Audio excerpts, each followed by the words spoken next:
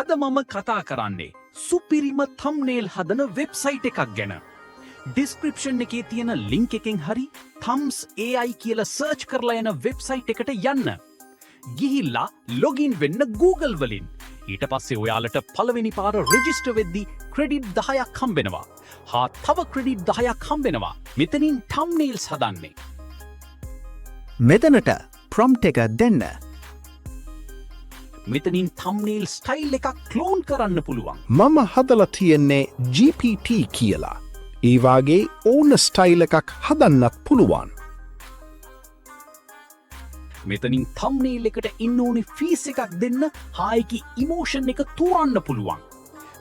මෙතනින් YouTube සයිස්ද TikTok සයිස්ද කියලා තෝරලා යටින් කීයක්ද ඕනේ කියලා තෝරලා create thumbnail දෙන්න. ඊට පස්සේ මේ වගේ thumbnail එකක් එනවා. මම අකුරු දුන්නේ නැති හින්දා background එක විතරයි එන්නේ. බලමු හරිම thumbnail එකක් හදන හැටි. මේ තියෙන්නේ යට කිරවල ඊතලෙන් ඩවුන්ලෝඩ් කරන්න පුළුවන්. මේ ටෙම්ප්ලේට් කියන එක ඔබලා මෙතනට ඉන්න මෙතන thumbnail 80ට ආසන්න ප්‍රමාණයක් තියෙනවා.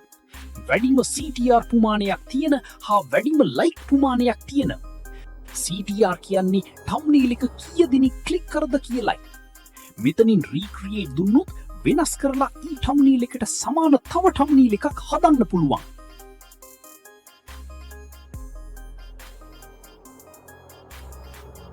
ඊළඟට ඩවුන්ලෝඩර් වලට ඇවිල්ලා YouTube එකේ කැමති වීඩියෝ එකක් කොපි කරලා මෙතනට පේස්ට් කරලා යටින් quality එක තෝරලා png.jpg කියලා තෝරා extract thumbnail ඔබන්න.